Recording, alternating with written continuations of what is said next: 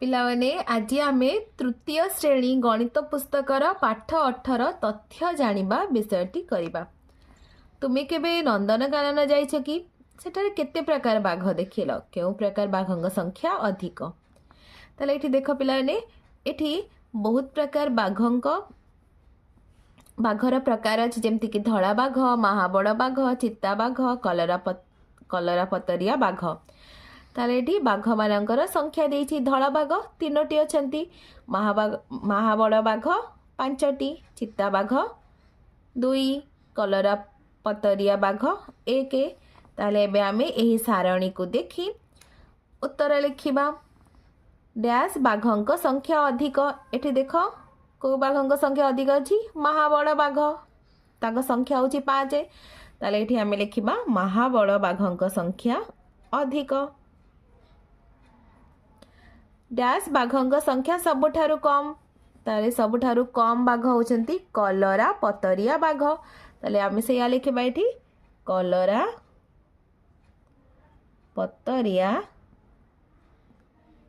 ବାଘଙ୍କ ସଂଖ୍ୟା ସବୁଠାରୁ କମ୍। ଡ୍ୟାସ୍ ଓ ଡ୍ୟାସ୍ ବାଘଙ୍କ ସଂଖ୍ୟାର ସମଷ୍ଟି ମହାବଳ ବାଘଙ୍କ ସଂଖ୍ୟା ସହିତ ସମାନ। ତାହେଲେ ଏଠି ଦେଖ ପିଲାମାନେ, ମହାବଳ ବାଘଙ୍କ ସଂଖ୍ୟା ହେଉଛି 5। ତାହେଲେ କାହାକୁ କାହାକୁ ମିଶାଇଲେ 5 ହେବ? ଏଠି ଧଳା ବାଘ ହେଉଛନ୍ତି 3, ଚିତା ବାଘ 2। 3କୁ 2ରେ ମିଶାଇଲେ କେତେ ହେବ? 5 ହେବ। ତାହେଲେ ଆମେ ଏଠି ଲେଖିବା ଧଳା ବାଘ ଓ ଚିତା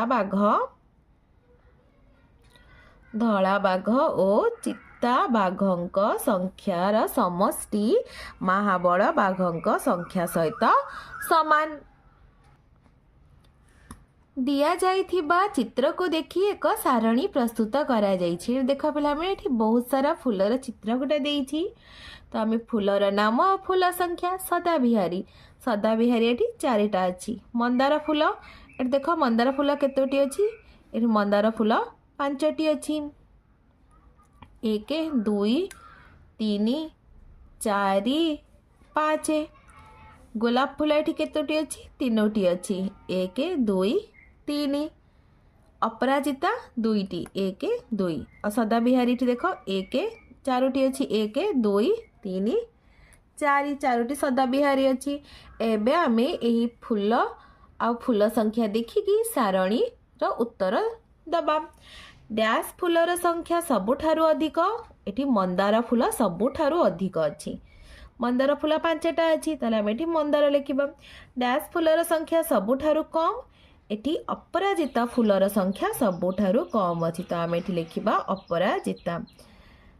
ତାପରେ ଗ ନମ୍ବର ପ୍ରଶ୍ନ ଦେଖ ପିଲାମାନେ, ଡ୍ୟାସ୍ ଓ ଡ୍ୟାସ୍ ଫୁଲ ମିଶି ଡ୍ୟାସ୍ ଫୁଲର ସଂଖ୍ୟା ସହିତ ସମାନ। ତାହେଲେ ଏଠି ଦେଖ ସବୁଠାରୁ ଅଧିକ ହେଉଛନ୍ତି ମନ୍ଦାର ଫୁଲ ଅଛି 5। ଏଠି ଗୋଲାପ ଆଉ ଅପରାଜିତା, ଏଠି ଗୋଲାପର ସଂଖ୍ୟା ହେଉଛି 3, ଅପରାଜିତାର ସଂଖ୍ୟା ହେଉଛି 2। 3କୁ 2ରେ ମିଶାଇଲେ କେତେ ହେବ? 5 ହେବ।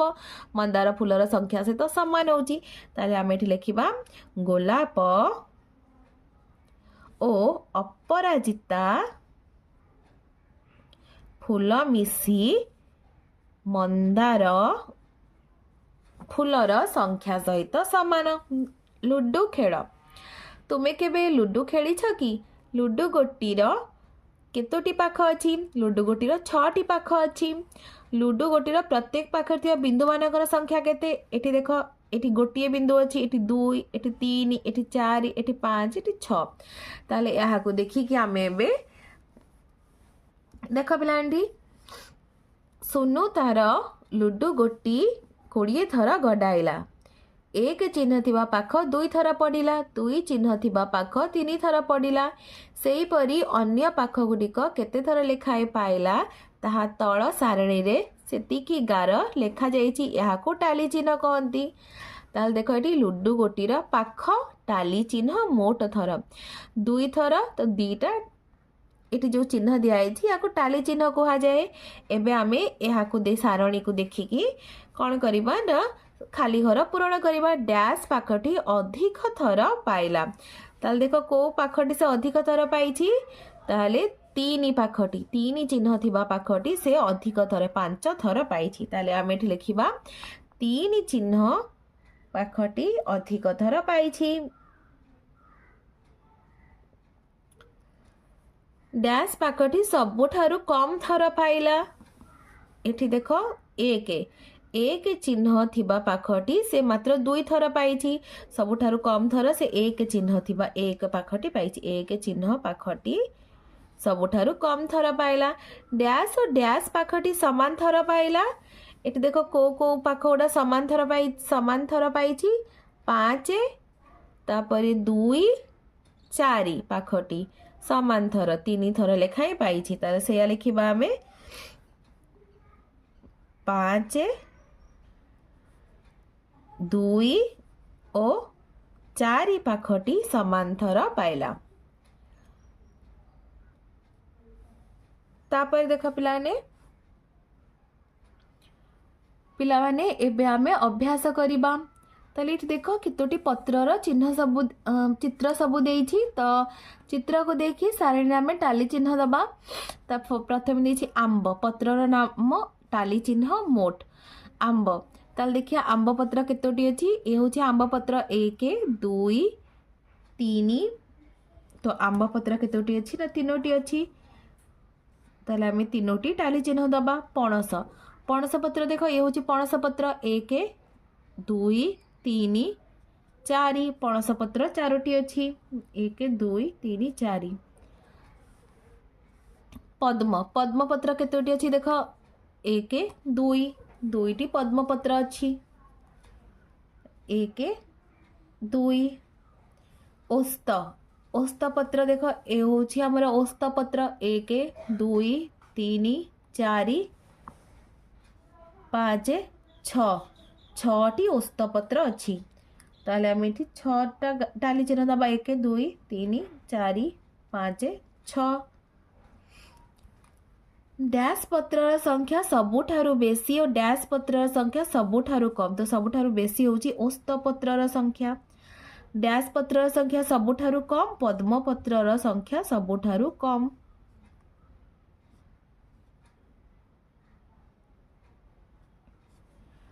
पद्मपत्र पणसपत्र संख्यार समष्टि डैश पद्मपत्र होची 2टी अच्छी पणसपत्र 4टी अच्छी तर समष्टि होची 6 पणसपत्रु ओस्तपत्रर संख्या डैश अधिक पणसपत्र होची 4 ओस्तपत्र होची 6 तो ओस्तपत्र संख्या केते अधिक ना 6 रु 4 वियोग कर देले केते हबो ना 2 2 अधिक पणसपत्रु ओस्तपत्र संख्या 2 अधिक 1 2 3 4 लेखा थिबा समुदाय 15टी संख्या कार्ड को नहीं तळे दिया जाइथिबा सारणीटी प्रस्तुत कर शिक्षक प्रत्येक छात्र को 15टी संख्या कार्ड देबे और प्रत्येक छात्र गोटे गोटे सारणी प्रस्तुत करिवे तो चिन्हित संख्या कार्ड 1 मनेकर मते 1 कार्ड 4 थर मिली ताल टाली चिन्ह हम 1 2 3 4 आउ 2 संख्या थिबा कार्ड मते 5टी मिली ताले मोठी 1 2 3 4 5 5टा टाली चिन्ह देबे 3 थिबा 3 संख्या कार्ड 3 चिन्हित संख्या कार्ड मते 3टी मिली ताले 1 2 3 4 संख्या थिबा कार्ड मते अनेकर मते केतेटा मिली ना ଏହା ମଧ୍ୟ ମୋତେ 3ଟି ମିଳିଛି सारणी प्रस्तुत करी तल प्रश्न गुटिकर उत्तर दियो तो एठी मोट 15 हेबा दरकार 5 4 9 9 3 12 3 15 काहेकिना मोट 15टी संख्या कार्ड थिला तो एक चिन्हित कार्ड और 2 चिन्हित कार्ड रो मोट संख्या केते हबो एक चिन्हित कार्ड होची 4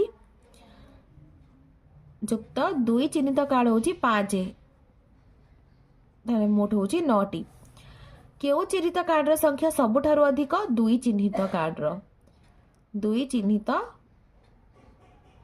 कार्ड संख्या सबुठारु अधिक केउ चिन्हित कार्ड संख्या सबुठारु कम 3 4 3 4 चिन्हित कार्ड संख्या सबुठारु कम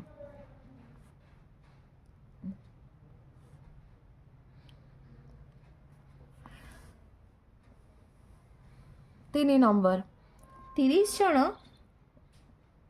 पिलांकर जोतार माप सारणी रे दिया जाइछि सारणी को देखि दिया जाइथिबा प्रश्न मानकर उत्तर दियो। जोता नंबर पिलांक संख्या मोट तो 3 नंबर जोता होची 1 2 3 4 5 6। 4 नंबर जोता थिबा पिलांक संख्या 1 2 3 4 4। 5 नंबर जोता नंबर थिबा पिलांक संख्या 1 2 3 4 5 6 7 8 9 10। 6 नंबर जोता थिबा पिलांक संख्या 1 2 3 4 5 6 7। 7 नंबर जोता थिबा पिलांक संख्या 1 2 3। केते जण पिला 3 नंबर जोता व्यवहार करुछंती तो 3 नंबर जोता व्यवहार करते पिला संख्या होची 6। 4 नंबर जोता व्यवहार करथिबा पिलांक संख्या केते 4। 7 नंबर जोता व्यवहार करुथिबा पिलांक संख्या होची 3। 5 नंबर जोता व्यवहार करुथिबा पिलांक संख्या होची 10। सबुठारु बेसी संख्यक पिला केते नंबर जोता व्यवहार करंती 5 नंबर जोता। सारण तुमे केतोटी प्रश्न तैयारी कर तुम सांग को पचार। पिला माने तुमको वीडियोटी भल लागिले लाइक एंड सब्सक्राइब करिवो निज सांग पिला मानक सहित शेयर मध्य करिवो।